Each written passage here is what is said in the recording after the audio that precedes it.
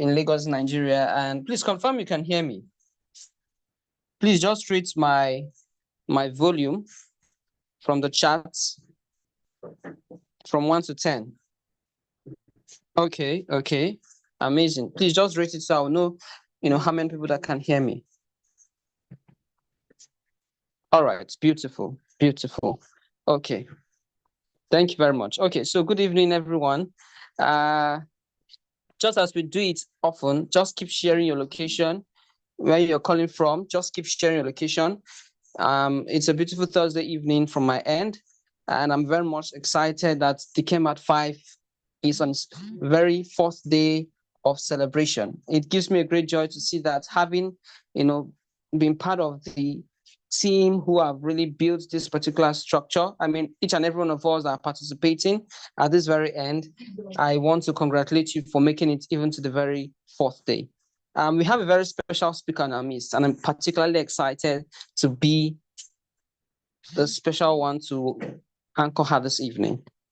All right, Lagos, Nigeria, YouTube is live. Okay, you can share the link, and then those that'll be joining us from YouTube will join us immediately. Without further ado, let's have the jingles and the videos, beginning with the Dekemp anthem. It's 8:05 already. Let's begin with the Dekemp anthem.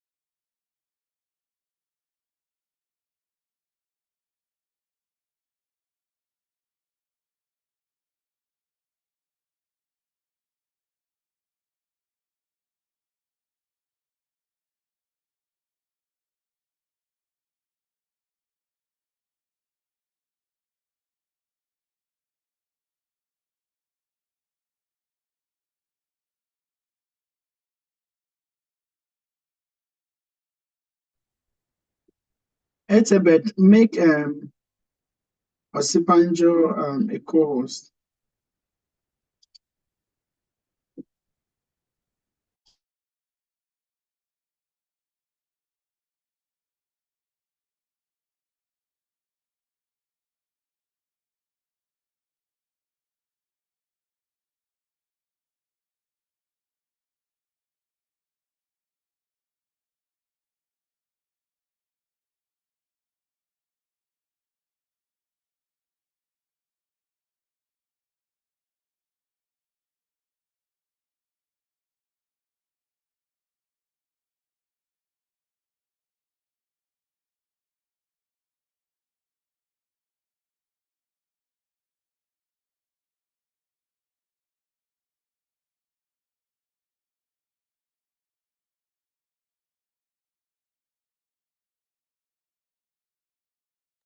Lola, any problems?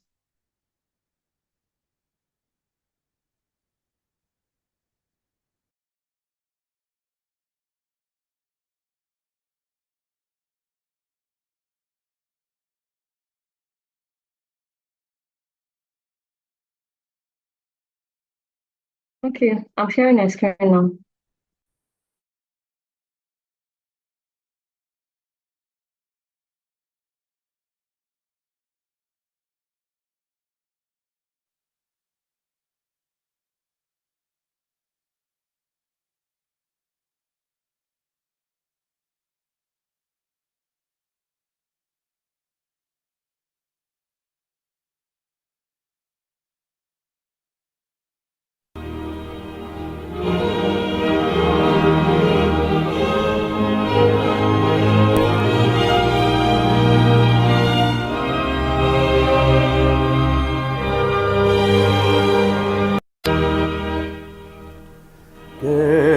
that is a great Lola, kindly enable your volume, family please.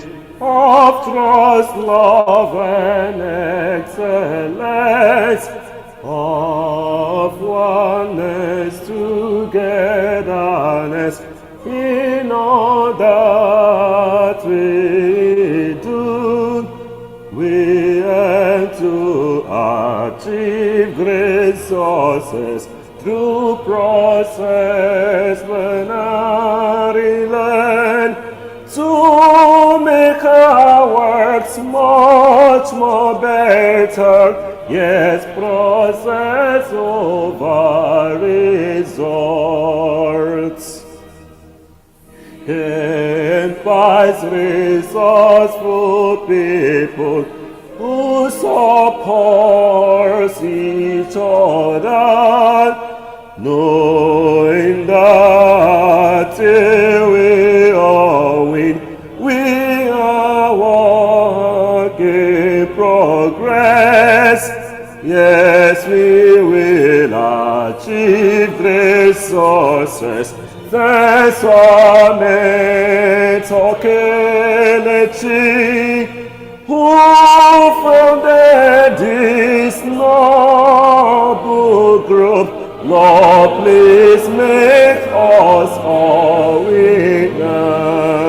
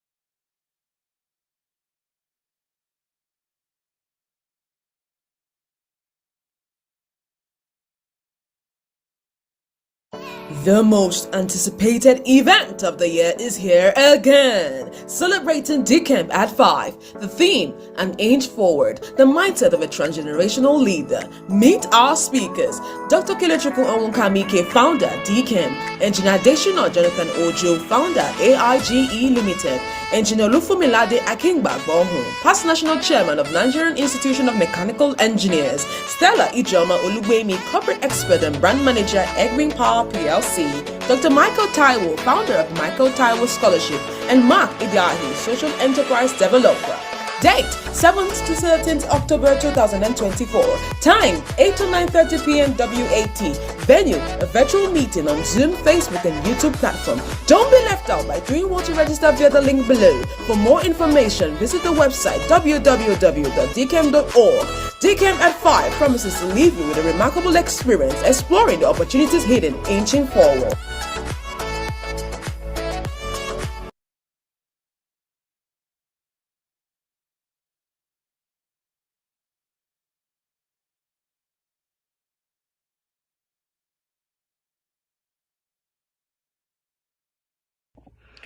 Hi all, happy birthday to Dekemp. I'm Ike Nodeslebo and I want to share how being a Kempite has shaped my career path. One thing I've learned from being a Kempite is being a good leader, and not just being a good leader, it's all about knowing that leadership is continuity. It's not about the immediate gains, but what you plan to achieve and where you see yourself in the future. The success about tomorrow is what makes the sacrifice you are going to make now be what's worthwhile. Thank you once again. I'm glad to be part of this awesome family.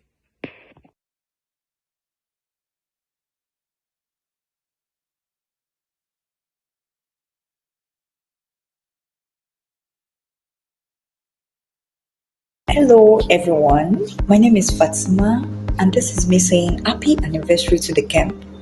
Dekemp has been a home, it has been a family. Ever since I joined, I've had a growth mindset and I've met amazing people that have pushed me out of my comfort zone to be a better version of myself. As we celebrate our 5th anniversary, I implore us all to keep inching forward and never giving up because till we all win, we are all a work in progress. Happy 5th anniversary.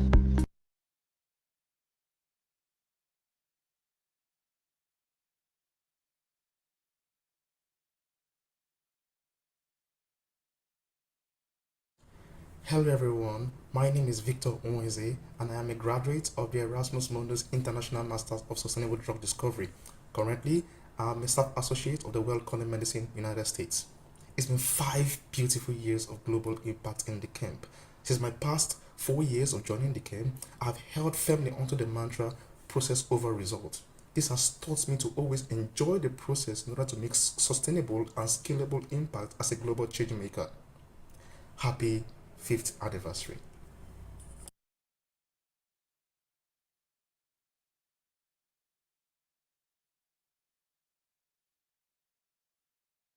Hi everyone, my name is Khadija Adebaye, a master's degree holder in marine biotechnology and a proud campus. I joined the camp in 2021 and I must say I have met a lot of wonderful people and like-minded professionals, people who have helped me in the advancement of my career and inch forward, right? And also, like Dr. Casey always say, like, the more we are all a work in progress till we all win. So with that, happy anniversary to the camp. Yay!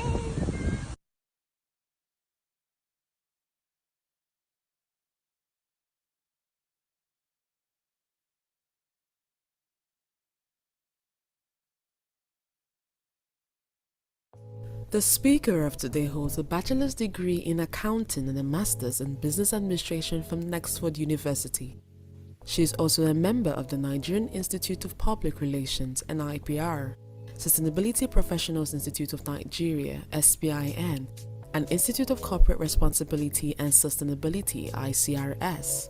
Her 18 years work experience has cut across banking, oil and gas, medical services, telecommunications, construction, and the power sector, where she has held various positions.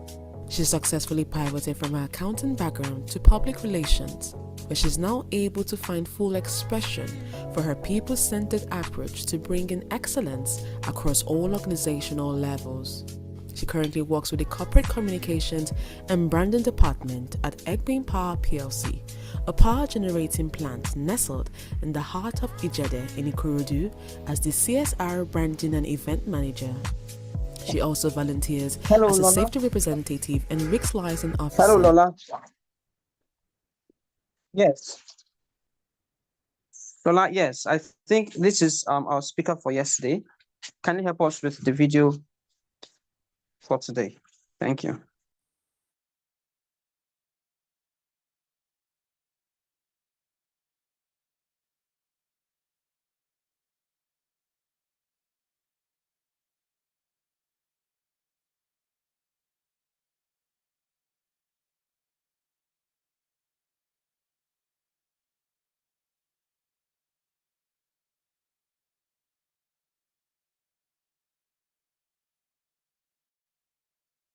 Dekemp at 5 celebration is never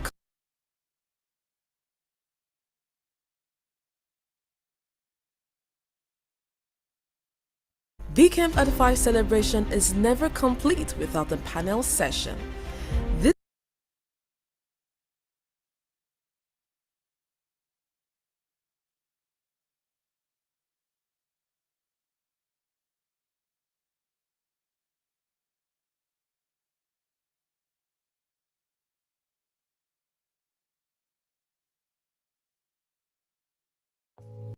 The speaker of tonight is a highly accomplished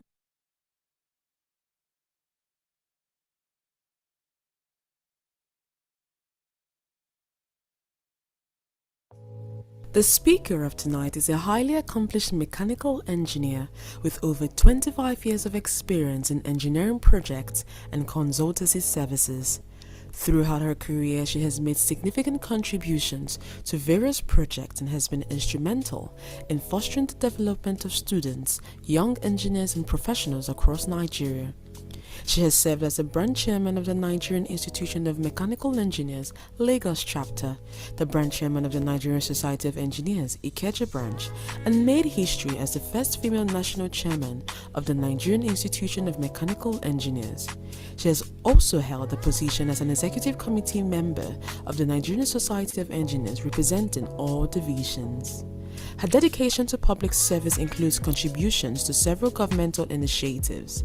She has been an ambassador for the Growth Mindset Initiative under the Lagos State Office of Transformation, Creativity and Innovation, and served on the Special Project Work Group of the Economic Transition Committee for Ogun State under Governor Prince Dr. Dapo Abiodun, MFR. Additionally, she was a member of the Ministerial Task Force on Expatriate Quotas and Business Permits with the Federal Ministry of Interior. She is a fellow of prestigious organizations such as American Academy of Project Management, the Institute of Management Consultants, the Institute of Environmental Engineers, and the Nigerian Society of Engineers. Her remarkable contributions to engineering and society have earned her numerous accolades, including the Most Outstanding Personality Award in Africa, the Nigerian Society of Engineers Presidential Award, the Transparency Humanitarian Service Award in Dubai, and the Nelson Mandela African Award. Ladies and gentlemen, make welcome the speaker of tonight, Engineer Olufumilade Akingbagbohun, past national chairman of the Nigerian Institute of Mechanical Engineers, and will be speaking on the topic Idealized Influence and Intellectual Stimulation, a ladder for inching forward.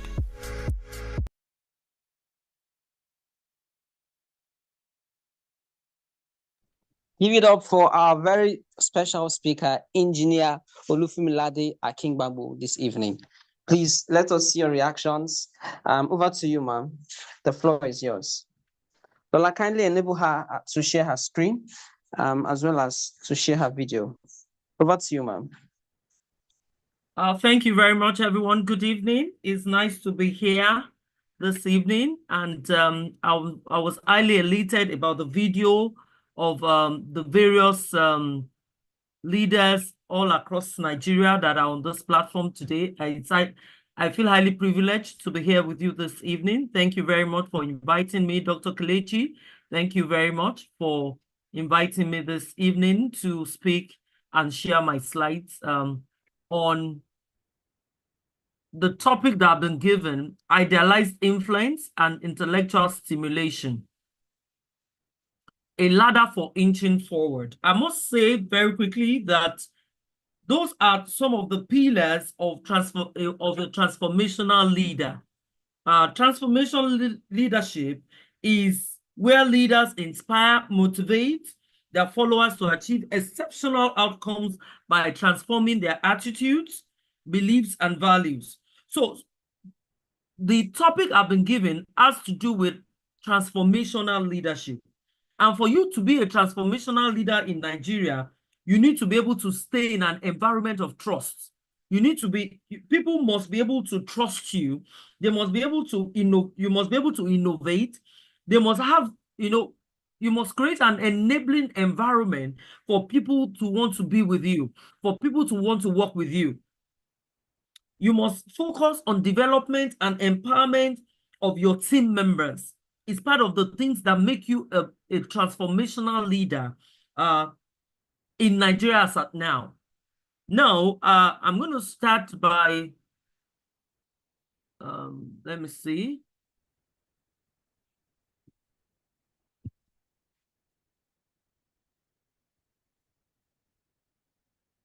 So for you to be a leader indeed, you need to have some of the key characters, which one of them is inspirational motivation,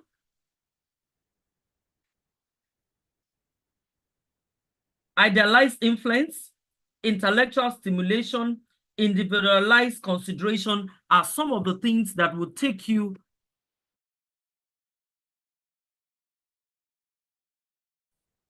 I'm trying to go on with my slides. Okay, yeah.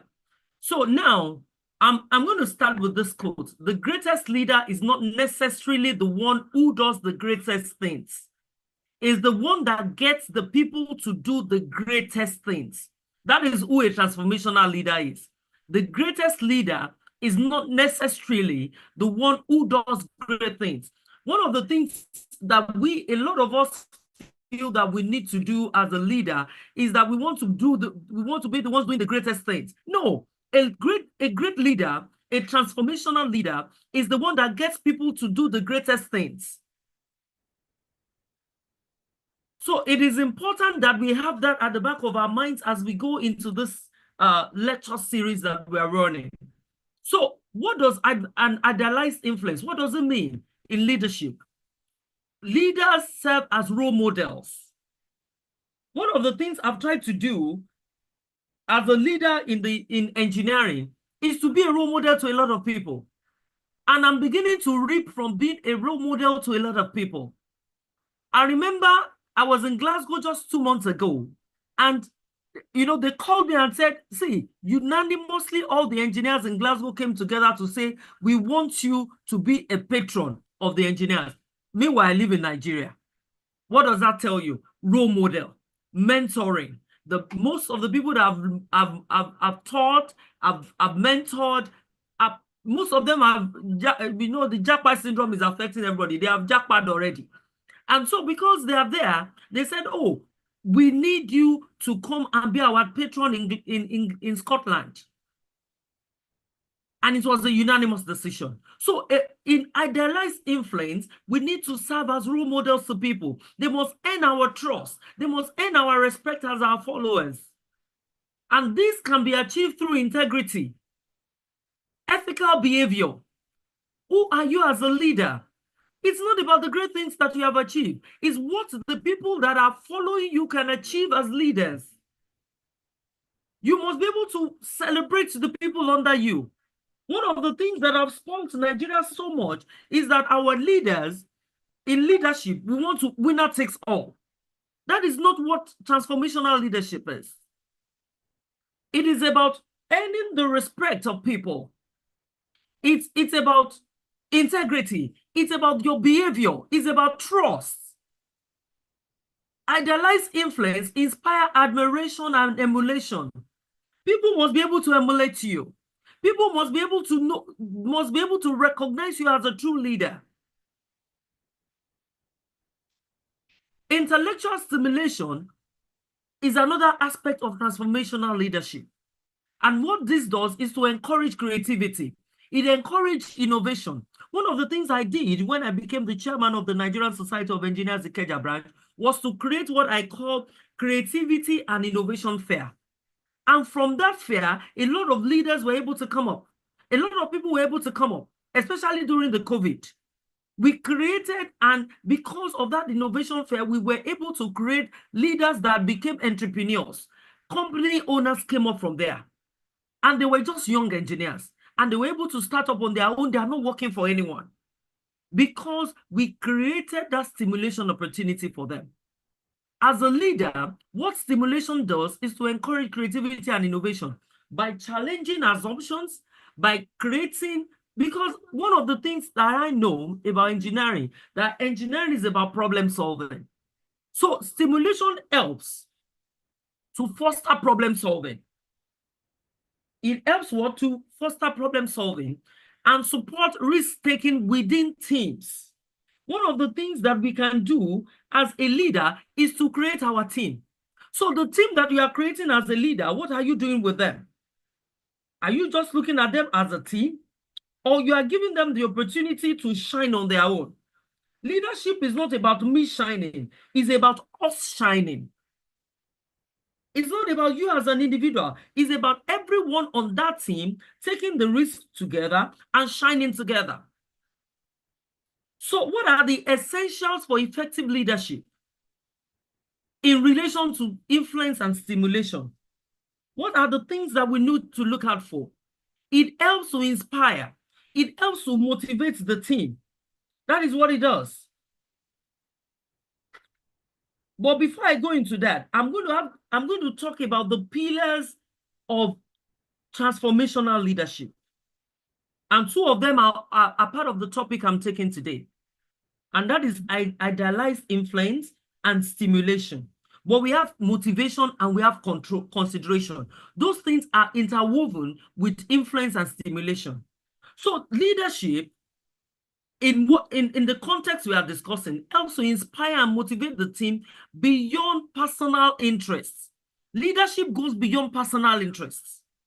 You must be able to build trust. You must be able to encourage innovation. So II and IS create an environment where both individuals and organizations can grow. Together, they enhance leaders' ability to connect with their team, drive change, and achieve long-term success through ethical and strategic leadership. And I must say this very quickly before I go on. The trait of idealized influence is integrity. One of them is integrity. As a leader, if you don't have integrity, you will not be able to move forward. It is easier to put people in positions, but for you to sustain your seat as a leader, you need integrity. People must know you as a person of integrity. I was sharing with the chairman of the Women in Engineering Worldwide today when she called me this morning. I was saying, I said, I don't know what is happening to me. These days, I'm just busy than I used to be. And she said, you know what, madam? One of the things that have kept you where you are is because people know your potentials. They know you as a person of integrity. That's why they can commit things into your head. One of the major traits of influence is integrity. And people must know you for the standard that you stand for. And that is ethical standards. They must know you for standards. Who are you as a leader? Who are you as a person? If you don't understand yourself as a person, you might not be able to operate very well as a leader. Under influence, you need to have high traits of ethical standards. You know, in engineering, we say codes and standards. We say there are standards guiding us. One of the things I joke with a lot of the times, if I'm eating food, I would tell them, I want to check for the SON and the NAFDAC number of the food. So I want to test it first. Standard as a leader is very key. It's a trait of leadership. It's a trait of influence. One of the other things that is very crucial as a trait of idealized influence is consistency. You must be consistent. People must know you for who you are. They must know you as, oh, if I go to art, this is what I will meet. I was talking to a GM yesterday, and with one of the people in charge of the presidential sea engine. We were having a conversation yesterday. And, you know, they had spoken about me before I got to that place. I'm just using myself as a case study so that we understand what we're talking about. And, you know, they said, I need somebody that can work on the academy in the training of people for the sea engine. And the man told him, he said, I know of one person. Her name is Engineer Fumi Akingbago. I'm going to call her for you. She will think of the job before she will think of money. That is consistency.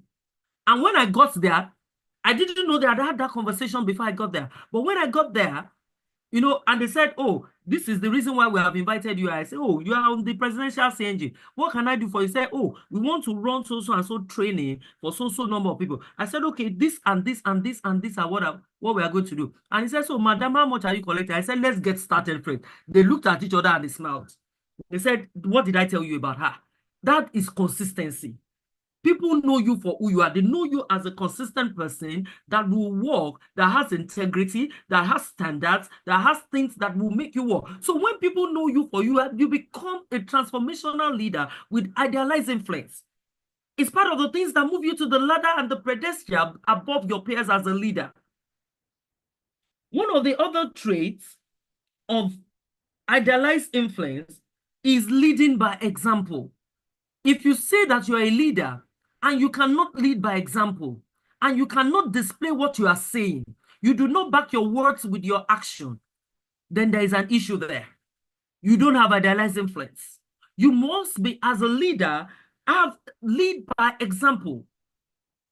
I remember recently I was discussing with someone in the church, and they were going to carry chairs, and I started carrying chairs.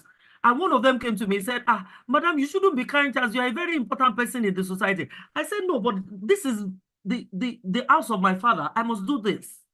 So I lead by example. If I'm going to carry chairs and I want my team to carry chairs, I must be seen to carry chairs. That is part of the trait of idealized influence. For you to be able to influence people as a leader, for you to be able to influence your team as a leader, you must lead by example. You must be consistent. They must know who you are. They must know when you are not there. They must say, oh, this is what my boss can say. This is what my leader can say. So inspiring and motivating followers involves a leader's ability to influence and energize their team by serving as a role model, by fostering a shared sense of purpose. So whatever you feel you want to portray to your team, they must see you to be in that role. And this helps to create trust. It helps to encourage collaboration. It helps to create the enabling environment for your team. And it helps to empower individuals in your team to strive for excellence. When they don't know you as a leader by example, and you are giving instruction, and then you are not doing the same thing, and you say, no, you have to be here by 8 a.m. And then you expect them to be there by 8 a.m. and you are there by 10 a.m. It speaks volume as a leader. If you tell your people to be there by 8 a.m., fortunately, I'm the chairman for my daughter's PTA. On Saturday, I had a PTA meeting because it was Teachers' Day, so I wanted to hold it along with the Teachers' Day. So I fixed it on Saturday. So I was there. The meeting is supposed to start by 10. I was there by 9 a.m. So some people came in early. They didn't know I was the PTA chairman. They are new parents. So they saw me arranging chairs with them, decorating the chairs. So I waited for when they were going to start. So unfortunately, a lot of people didn't come early. A lot of people at 10:30, I was starting the meeting at 10:30. So one of the parents got up at 11. He said, I have an observation. This meeting did not start by 10. And you people said it was going to start by 10. And you are starting at 10:30. So I reiterated to them. I said, see, do you want me to change the time of this meeting? I was here by 9. The man said, oh, I saw you arranging chairs. I didn't know you were the PTA, but it's true, I met you here arranging chairs with them. So I told them, I said, so who is at fault? They said, oh, we apologize. We are the people at fault. You were here by 9. Some of us saw you here arranging chairs, and we came late. So as a leader, you must lead by example so that you can put your team together, and they will always realize that you are fostering excellence. You are striving for excellence. You are punctual. You are consistent. You have integrity. Whatever you say, you go by whatever you say. It is very, very important as part of the traits of idealized influence. So what are the characteristics of idealized influence? What are the characteristics? One of them is vision. You must have vision, and you must be a purpose-driven leader. If you don't have purpose, if you don't have vision, you are not going to move forward. And I will just quote the Bible. It said, my people perish for lack of knowledge, and that you must write the vision and make it plain. So as a leader, you must be visionary. And if you don't have vision, how do you want to lead your team? Visionary leaders guide their team with the clear future goals. You must have goals. You must have a future. You must have things you want to achieve. You must inspire by your action. So as one of the characteristics of leadership, you must be purpose-driven. What are the purpose? What is the reason why I was happy to have listened to that video before we started this lecture. And a lot of people were having great testimonies about Dekemp. Why? Because Dekemp has touched their lives in different ways. A lot of them said, oh, they did this for me, and I've been with them since I started with them. They have helped me. Great team. And I appreciate the leadership. Dr. Kelechi, I appreciate you for putting this team together. So, and it is purpose-driven. You will see that this group is a purpose-driven group with a vision to create leaders. And the leaders are being created all over the world. I can see some people saying, Port Harcourt, I'm in Lagos, I'm here, I'm there, because they have put this together. and you have something to gain from what you are doing here. So part of the characteristics of idealized influence is vision, is purpose-driven, is building trust and credibility. If this group, if Dr. Kelechi has not built credibility and trust, you all will not be here this evening. You will not be enjoying yourself coming together to hold this lecture 5 years running. So role model behavior that inspires followers is part of the characteristics. And I want to quickly use as an example Nelson Mandela. He led with a vision of a united and free South Africa, inspiring millions through his resilience, forgiveness, and dedication to justice. 3 qualities that he displayed. Forgiveness. Because as a leader, if you don't know how to forgive, you are not going to go far. If you are a vindictive leader, you are not going to go far. The influence you have. See, let me tell you something about influence. If you keep too many enemies, of course, as you are going up the ladder, the number of people that are with you is going to narrow down. Because as you go higher, the ladder up becomes, slimmer. So, but you need to carry forgiveness along with you as a leader. So 3 things that is very common to Nelson Mandela is resilience. He did not give up. He kept on with the vision and the purpose for free South Africa. Against all odds, he stood by it. And he was a forgiven person and dedication to justice. So as a leader, as a visionary leader, as part of the characteristics of idealized influence, you must use emotional intelligence to foster strong relationship and supportive environment. You must create an enabling environment for your people, for your team. They must have an environment where they have a voice. You must create an environment where they feel they have a link, where they feel that they are part of the team. If you're a dictative leader, a lot of people will not want to be with you. But you must be a leader that is supportive. You must be a leader that gives voice to your team, the lowest person in your team. I remember one time, I had a mechanic and I needed a sticker from Lagos State government. The sticker was used then to allow people to drive into the secretariat and park there. So I needed that sticker. I applied for the sticker at the office of the governor.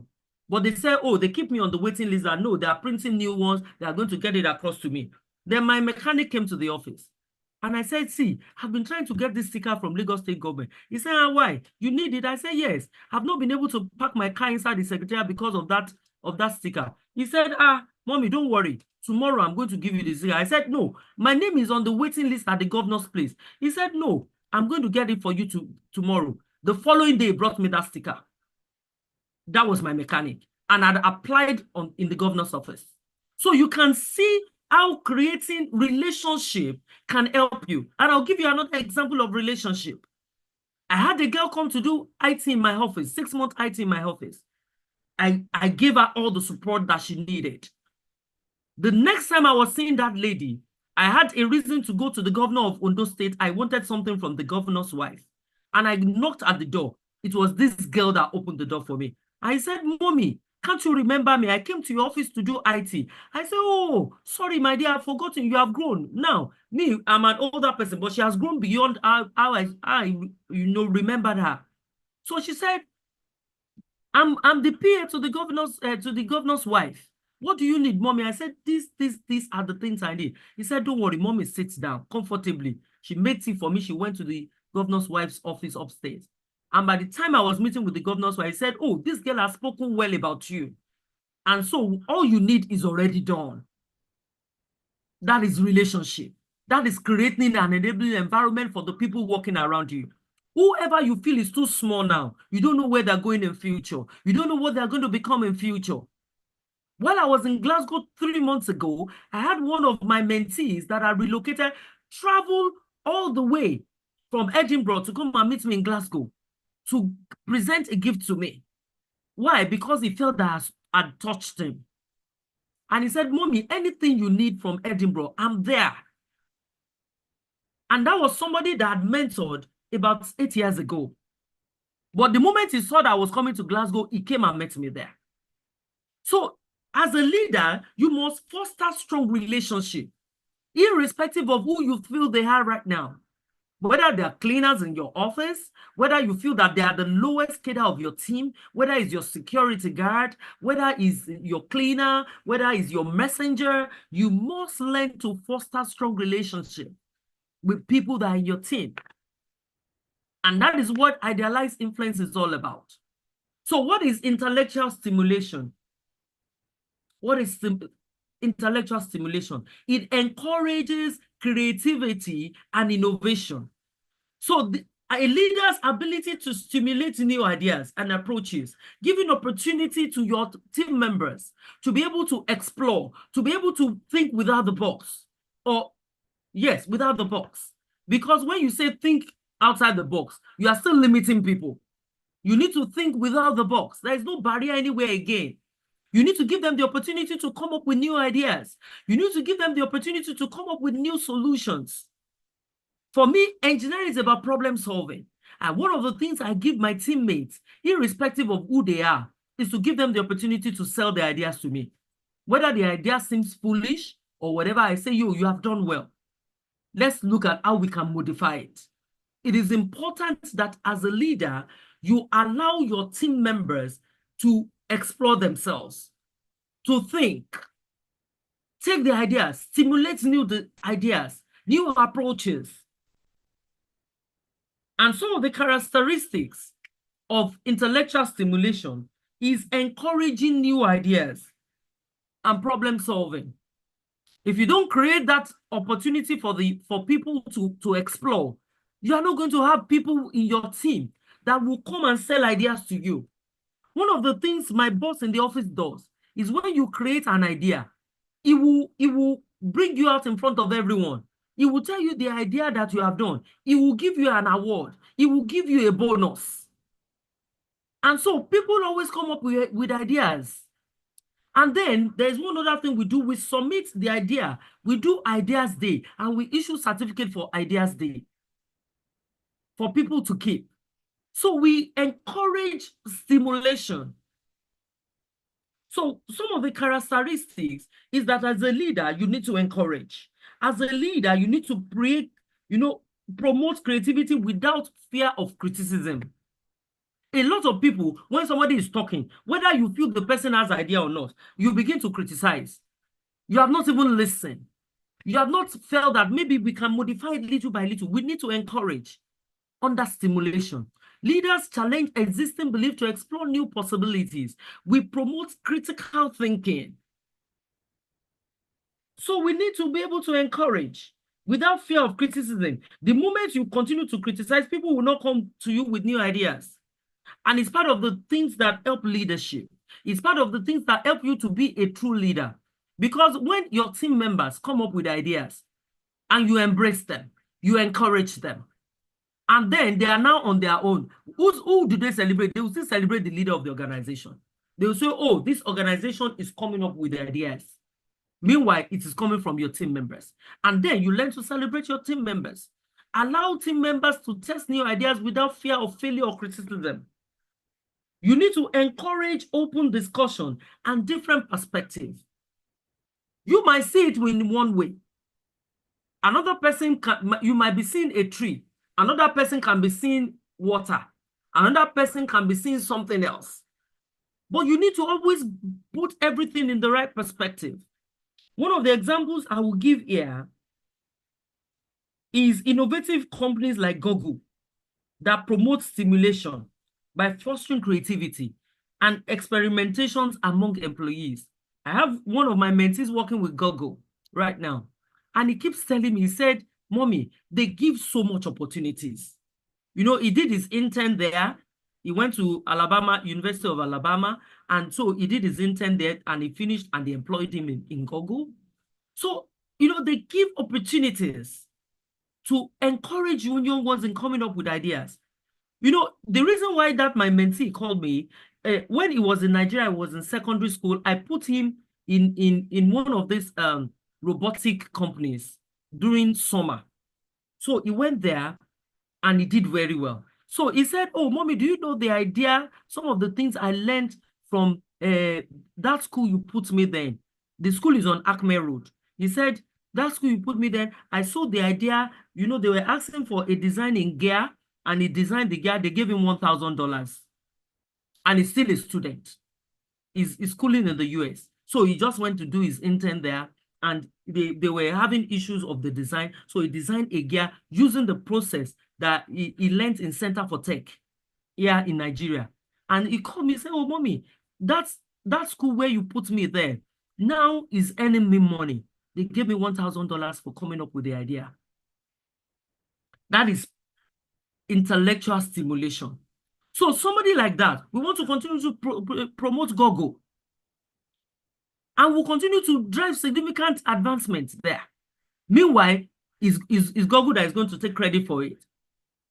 Because he's an intern there, and they have rewarded him. So we continue to speak well about Google. So as a leader in an organization, we need to encourage. Another example is Elon Musk, CEO of Tesla. You know, is celebrated for his willingness to take risks and experiment with unconventional ideas, driving significant advancement in technology and sustainability. So those are some of the things that we need as leaders to portray. We need as leaders to embrace. We need to give opportunities to people.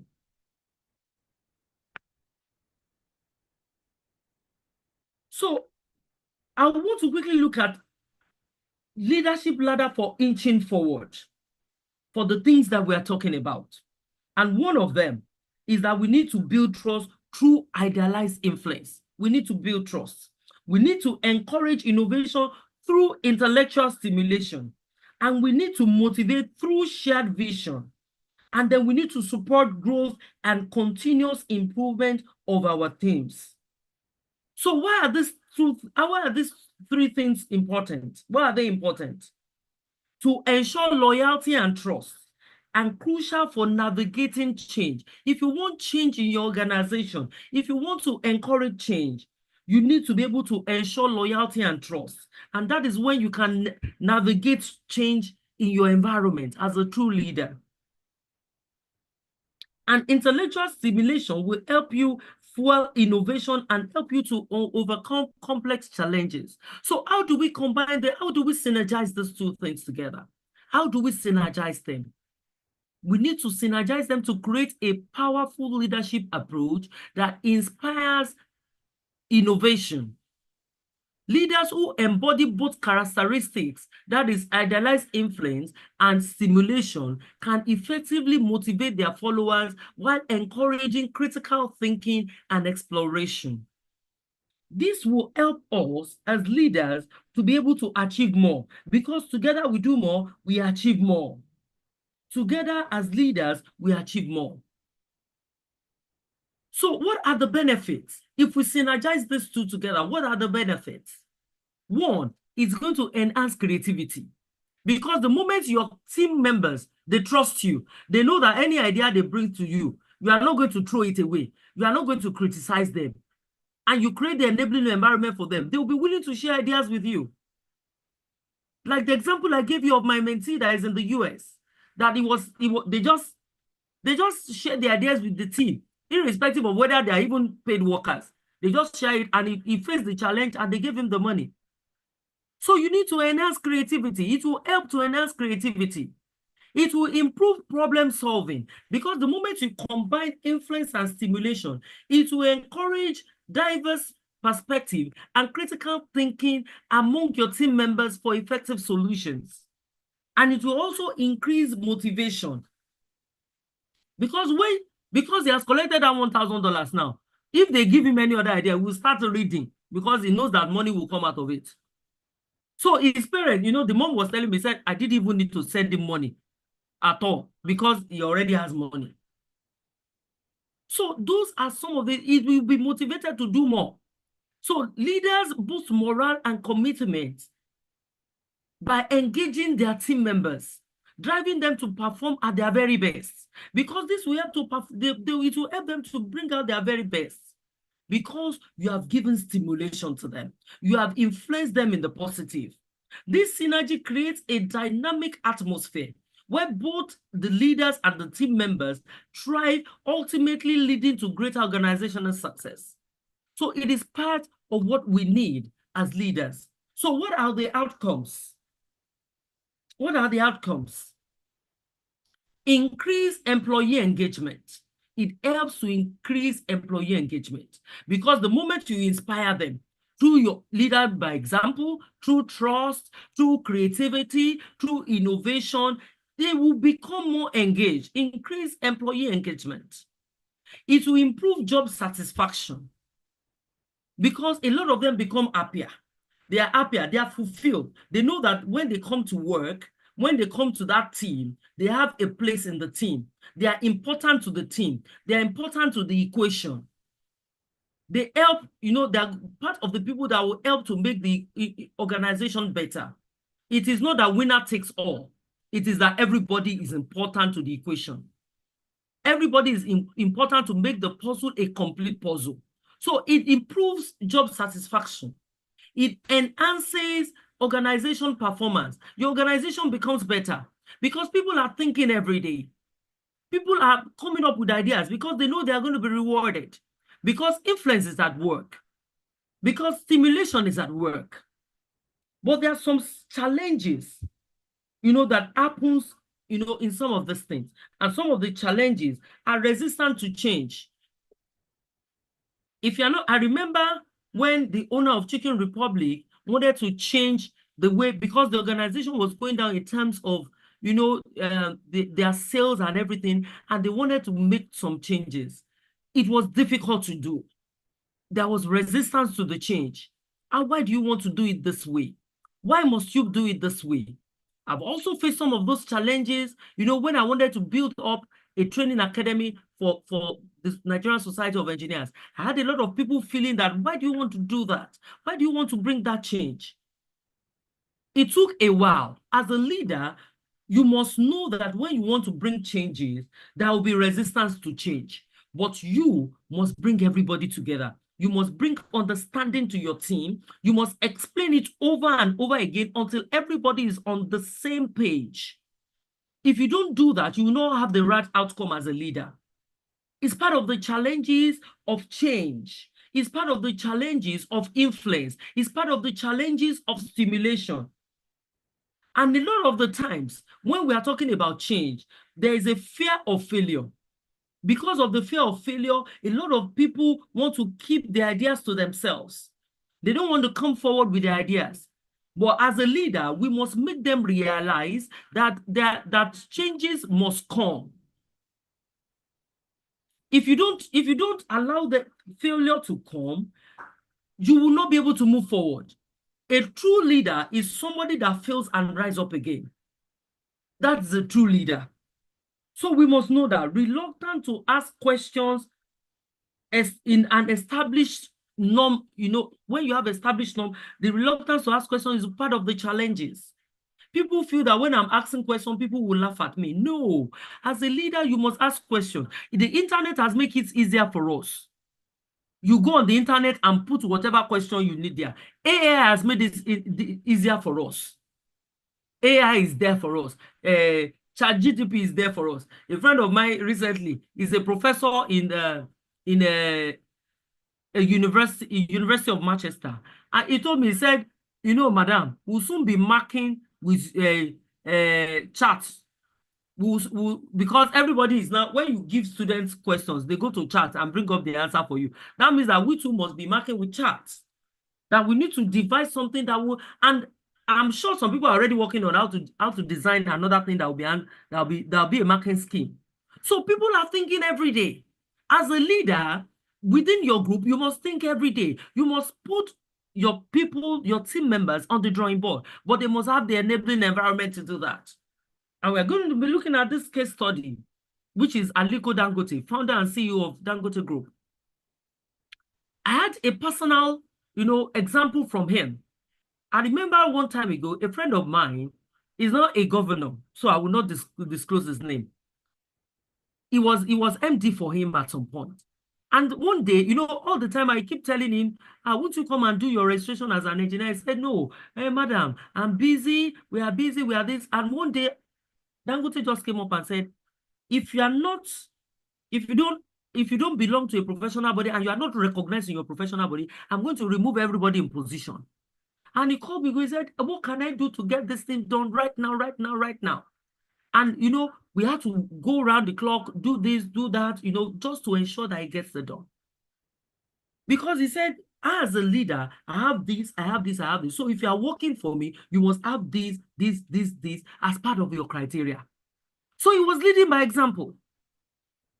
And so it became crucial that every member of his team must have what it takes to sit on those seats. In fact, I must tell you, this MD used one of the helicopters of Dangote to come for the presidential interview we organized for him. Because he is a person of influence. The analysis of leadership style for him is that he wanted to ensure that he leads by example. And every member of his team, I know quite a, because I did some work for them over the year, every member of his team is very crucial to his rising up because he puts them on their toes on a daily basis. And he does not sit on the fence. He's working with them 24/7. 24/7 is working with them. He does not rest. He does not say, oh, I have people working for me, I'm paying them. He is working with them. He promotes ethical business practices and a true sense of responsibility for his work, inspiring trust and integrity within his organization and his community. If you meet him on the road, sometimes he will not even know you is the one, because he can just be in jeans and t-shirts and he will just be going. And that is the person he is. So he leads by influence. He encourages innovation. I remember there was a time I was in one of his factories, precisely the sugar factory, and we were just having a discussion. He wasn't there. I was discussing with his team members.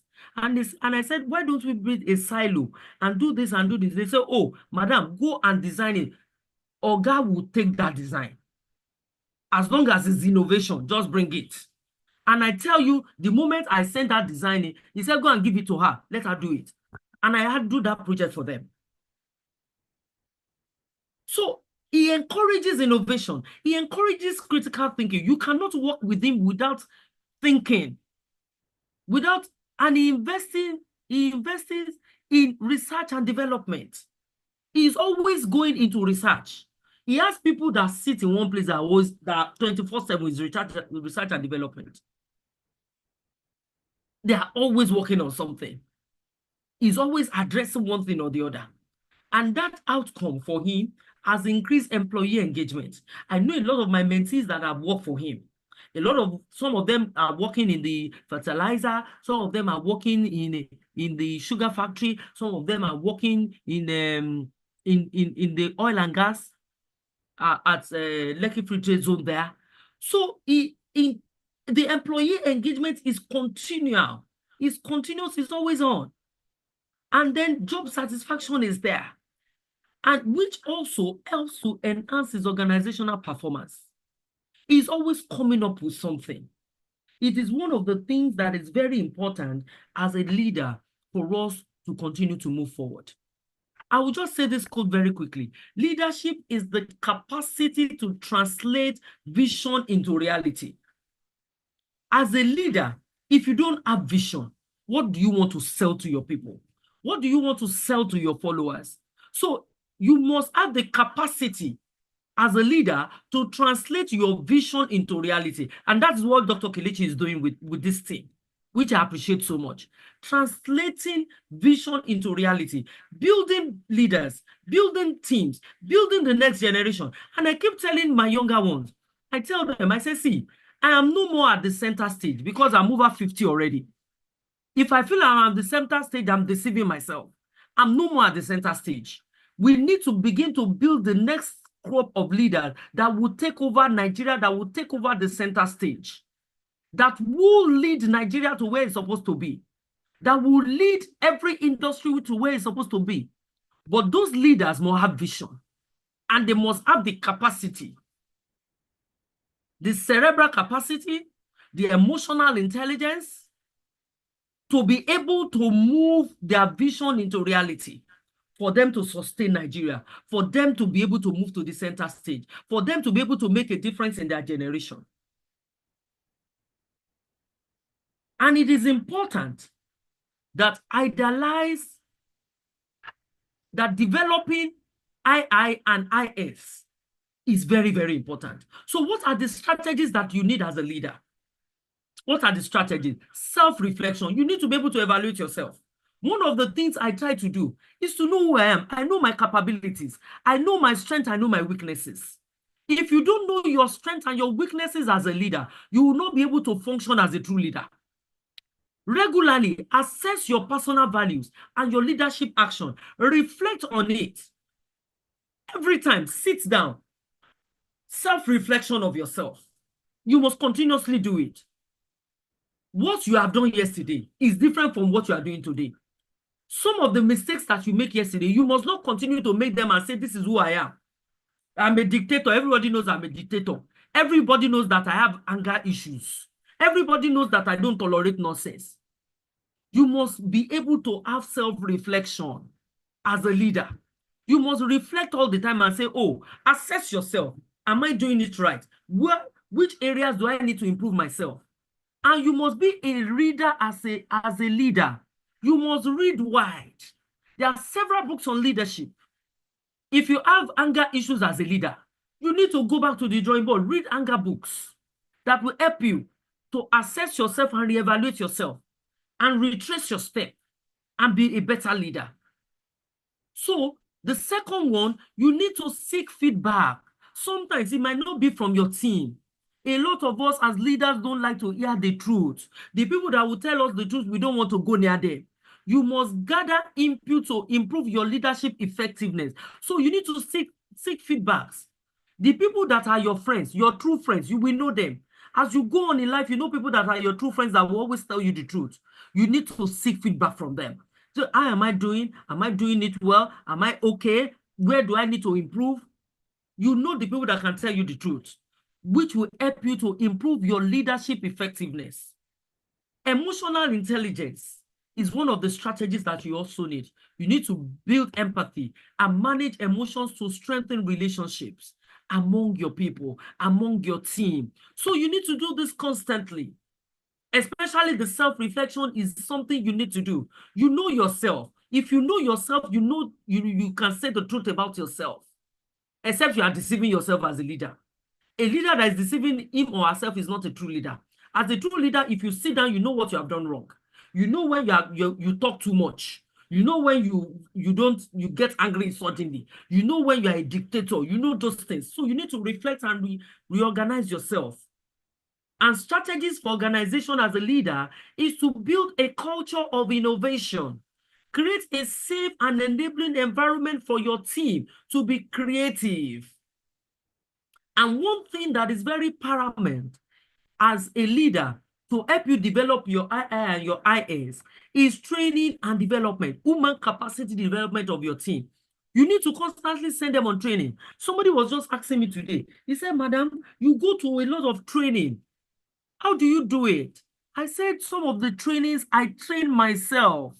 I don't wait for my organization to train me all the time. There are some trainings I see online by myself. I apply for it, I pay for them. Because the thing that you gain from those training are not only for your organization, they are also for your personal development. But as a leader in an organization, you need to train your team members, offer programs to enhance their critical thinking and leadership skills. You need to consciously do that. You need to consciously increase their knowledge base. You need to consciously increase their ways of improving the organization. You need to consciously do that. Because if you don't train them, you cannot blame them. The illiterate of the 21st century are the people that cannot read and write. Everyone can read and write now.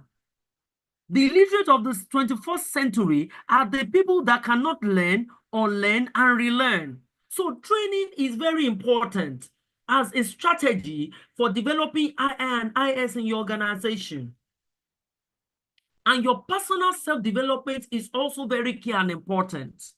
If you don't develop yourself as a leader, you might not get to, because technology is evolving every day. Things are happening every day. The technology of yesterday is different from what is coming up tomorrow. So you need to be abreast of what is coming up. You need to consciously be on the ladder. If you see this, my next slide, somebody is trying to climb the next ladder.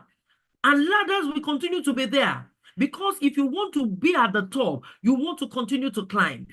So you need to learn your personal self-skills and development, your organizational skills and development are very key and very important.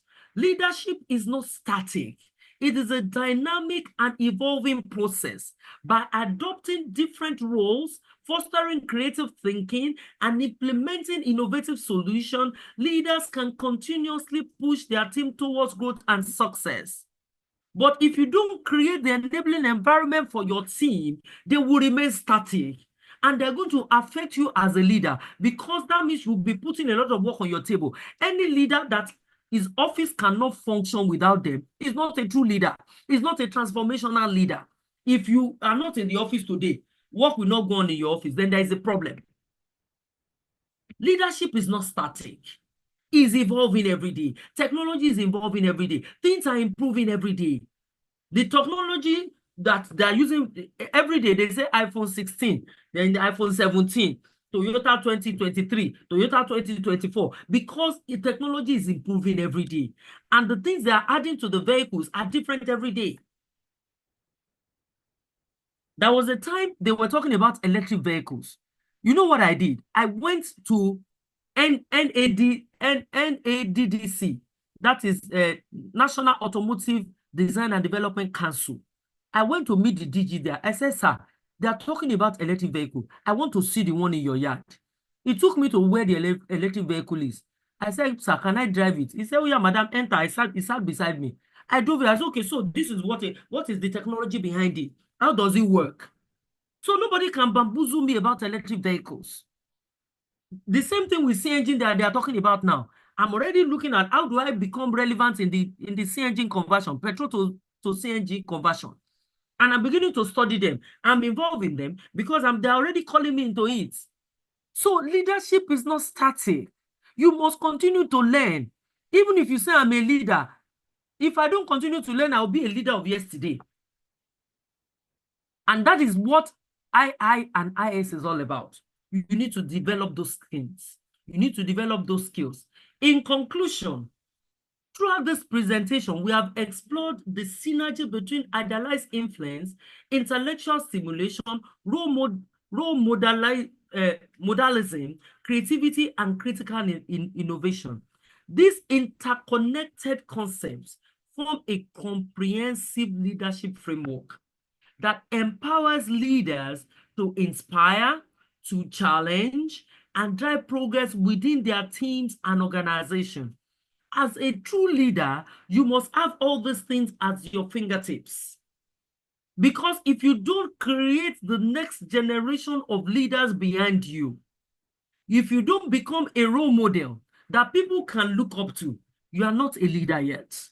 You are not a transformational leader. You are a leader inside even in your house. If your children don't see you as a role model, if people around you don't see you as a role model, as a community leader.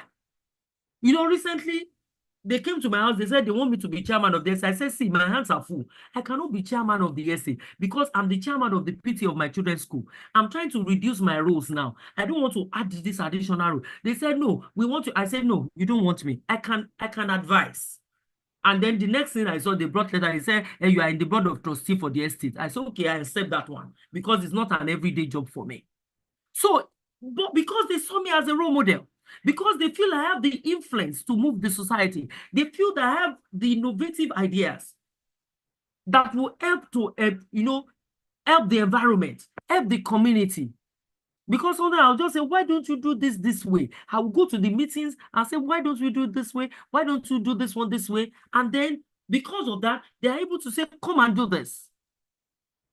So all these things that we have talked about today, they are all interwoven.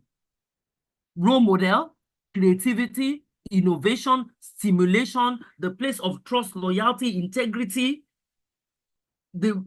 of carrying your team along, they are part of the things that make you a true leader, a transformational leader that people will look up to, and a leader of influence.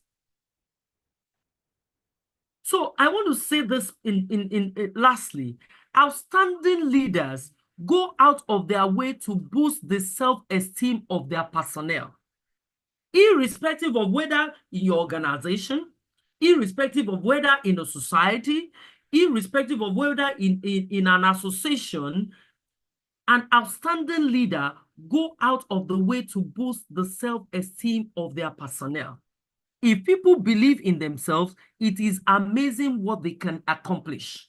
If your personnel, if you have groomed them in such a way that they believe in themselves, that they they think without the box, that that they are giving you ideas, that they are coming up with solutions, that that they are able to, you are able to create that enabling environment for them, then you are indeed an outstanding leader, because you have boosted their self-esteem. That is why they can come up with ideas. Let me tell you something. If you're a leader, if people around you are not at peace, they cannot come up with ideas. If they don't have good self-esteem, they cannot come up with ideas. If you don't give them the opportunity or the enabling environment to speak, they're going to have low self-esteem. And that makes you a leader that is a dictator. That makes you a leader that is boxing. But as an outstanding leader, if you give them this opportunity, it makes you a wonderful and a transformational leader with II and IS. Thank you very much for your attention.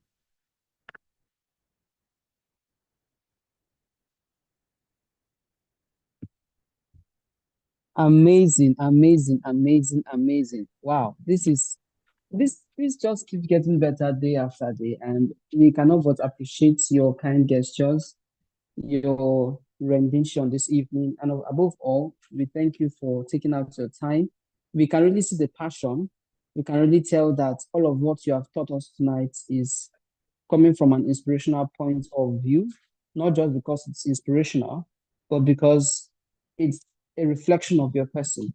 And we duly, duly appreciate you, man. Thank you very much. On a very personal note, I remember when you were leading the Nigerian Institute of Mechanical Engineers. I think that was the first time I had a direct interaction with you. And I could see how well you were driving innovations across young minds. Your target was young minds. And while I was on the board of the editorial team, you kept pushing us even beyond measures to do better, even while providing huge support to us. Thank you very much, ma'am. We cannot but agree to the fact that you are an amazing leader, and what you have taught us tonight is indeed a reflection of your person. Thank you very much, ma'am. Thank you very much. Thank you. Yes, ma'am. Yes, so we'll have questions. If you have questions, kindly just put up your hands up. We'll unmute you, and you ask your questions to Engineer Olufulade. We better ask our questions now, because such a caliber of personnel, you only see her, once in a blue moon. Such kind of personality is just like bringing a celebrity to your platform, and then you can be able to tell that all of your questions will be answered. Please, let's have our questions. If you have any question. Yes, okay. Victor Adejumo, I'll ask you to unmute now. All right. Good evening, everyone. Thank you so much, Ma, for such powerful session. My question is this. In cases, you've spoken about we being a role model here to the younger generation and the likes, but my question is relating towards leading those of the older generation that are not probably getting it right, probably in the community and the like. So how do we, to a large extent, influence them also to drive a change within an organization or a community? How do we influence those of the older generation and in cases whereby they are in the reins of leadership, but they are not doing, like, they don't have a vision and the likes, but we that are probably under them are the ones that have the vision. So how can we, to a large extent, now drive the team when we are not in the full capacity of control, basically, to bring about change and innovation. Thank you. Let me just quickly answer you, Victor. Thank you very much for that question. What you have said is part of what I experienced in driving innovation when I was national chairman of the Nigerian Institution of Mechanical Engineers, and also what I experienced when I was trying to put up a 4-story building at the Nigerian Society of Engineers for a training academy. These were tough situations because the moment I was saying I want to do this, and everybody said, "Is it possible for you to do that?" Especially the older generation, they put up a lot of resistance to say, "Oh, how are you going to achieve that? How are you going to do this?" And one of the things I try to do is to first of all bring them together, because one of the things the older generation they are resistant to change, which is one of the challenges of II and IS, because they are resistant to change. They feel that, oh, the way they have been doing it is the way things should continue to go. But one of the things that I did was to keep going to them one-on-one to say this and this is what we will achieve. The end result, I brought the end result to the first place to say, oh, if you allow me to do this, it will create this, it will create this, it will create it. Take, for instance, let me use the example of when I approached Toyota Nigeria Limited to say that the tertiary institutions don't have learning aids, that a lot of the younger ones can't identify what a gearbox looks like, and this. And when I was telling the older ones, they said, how are you going to do that? I said, okay, no worry. I'm going to go meet with the Toyota group. And I met with them. I told them about it, and they said, well, you know what? We're going to give you 20 million worth of equipment that you are going to give to tertiary institutions in Nigeria. So a lot of them felt it was not going to be achievable, but the moment they gave me the equipment, they sent a list to me. Every tertiary institution started choosing from that list, and we brought the equipment and gave everyone. But it took a while for them to be able to agree that I was going to be able to do that. When I wanted to introduce innovation competition among mechanical engineering students in Nigeria, it was a resistance for me. And the first I did was to fund it myself for several years. I funded it, I was giving out the money for the awards. I was sponsoring it. And when they saw some of the idea, the solutions that the young ones were bringing to the table, they said, okay, now the society can sponsor it. I don't know if you understand what I'm saying. So then one of the areas that I also use, apart from, self-sacrificing myself to ensure that those things run, one of the other things is when you are talking to them one-on-one, you see that some of them understand, some of them don't understand. So you push the people that understand, that are in their generation, to explain to them that this is going to be the end result. Because when you are telling them this is the change, you do a flow chart and say, if you put up this building, this is what this building will achieve.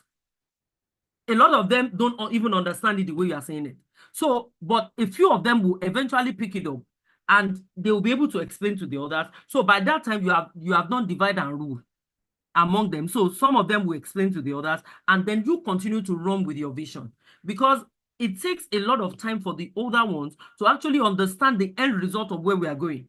So if you don't make them understand, and the ones that run with you, let me tell you something, it's not everybody that can run with your vision. If you have a vision for 20 people, it might be 5 people that will run with that vision. But if you are going to wait for all the 20 people, you are not going to have your vision accomplished. You are not going to have it come to reality. So you need to be able to come to the realization that if you have, I'm just using an example, if you have 20 people and if you have half of them running with your vision, you run and you run it to reality, the others will follow, because people don't run at the same pace. Some people will run 1,000 kilometers, while some people will be running in marathon race, while some people will be crawling. So if you are going to wait for everybody to be on the same page with you, you are not going to see the fusion of your vision. You are not going to see the reality of it. So you must gradually bring them to it and make them understand that this and this and this will come if you go this way. I don't know if you have answered your question.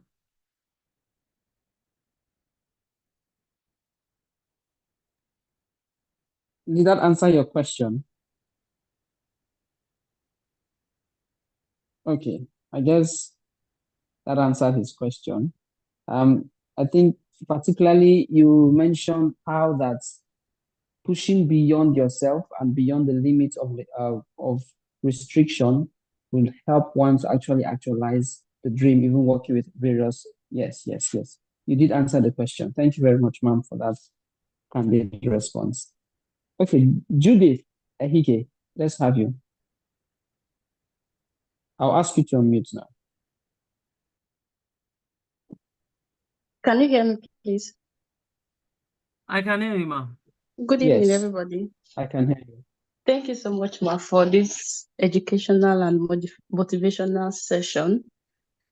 I have a question regarding meeting demands from, would I say, superiors when you're managing a team, and then you have some rather unrealistic or very huge demands from the superiors, but then you have to keep your team motivated and you have to make them or help them achieve their goals or achieve the team goals, and at the same time keep them motivated. How would one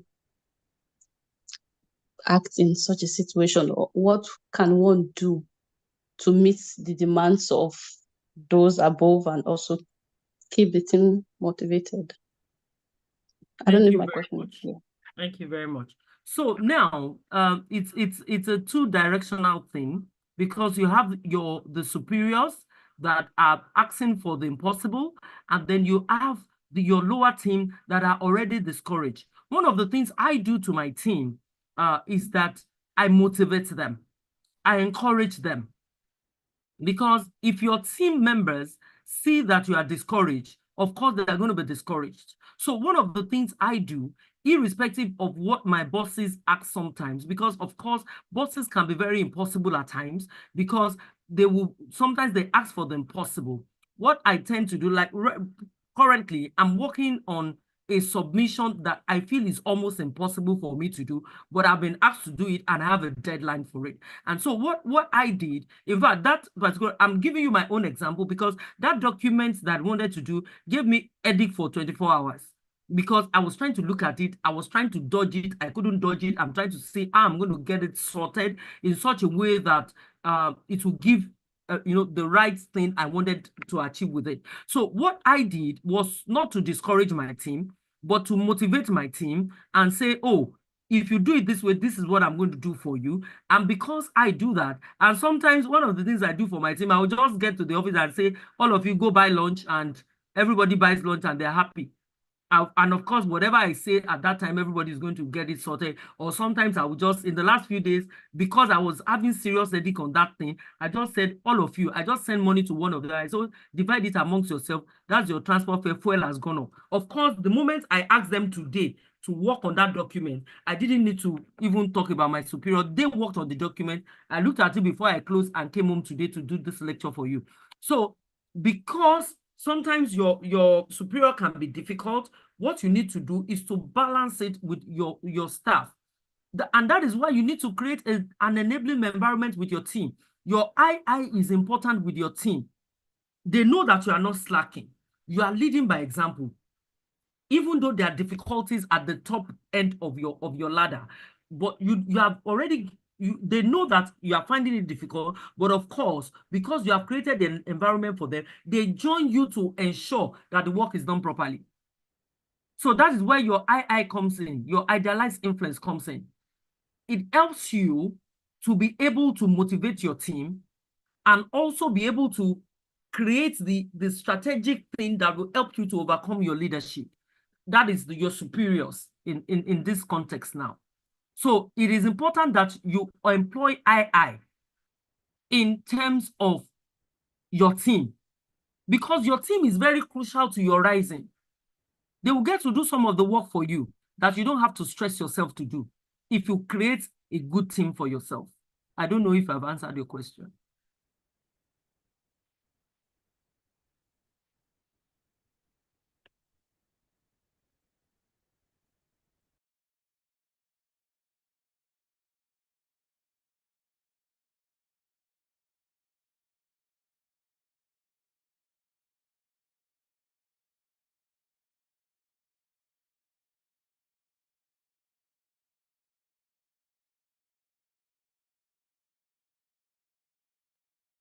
Did we lose Etebet?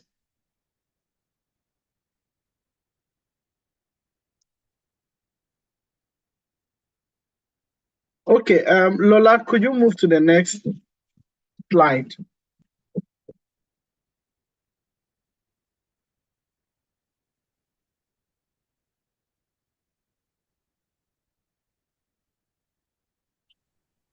Okay, look.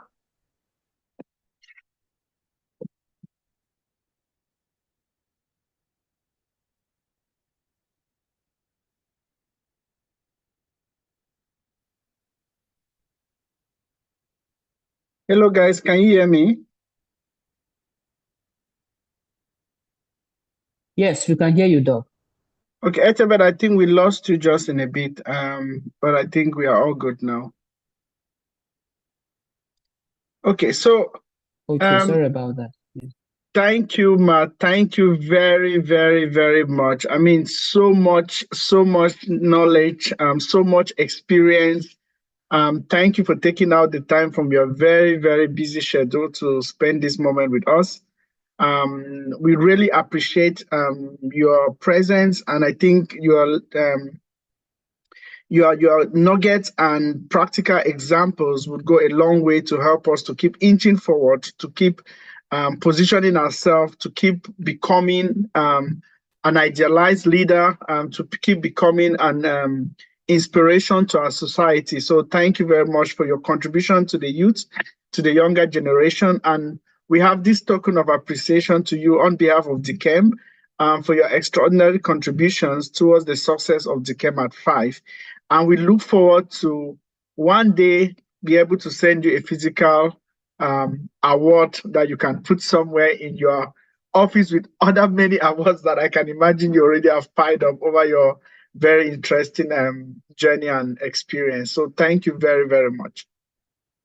Thank you very much, Dr. Kelechi. I'm very grateful to the team for inviting me to speak this evening and to share my experience with you.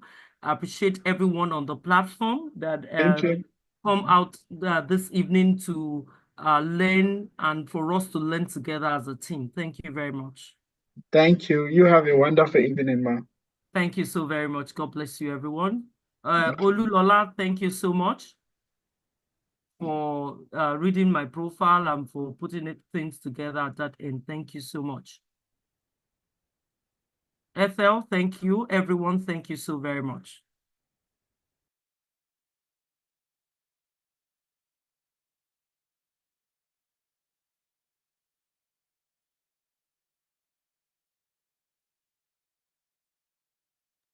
Lola, I think you can continue. Okay, yes. Thank you so much, everyone. So tomorrow will be the panel session, and we expect to see everyone again. It promises to be very interesting. So at this point, we'll be ending the meeting for today. Thank you all for coming. Always remember to we all win, we're a work in progress. Thank you so much and see you tomorrow. Bye.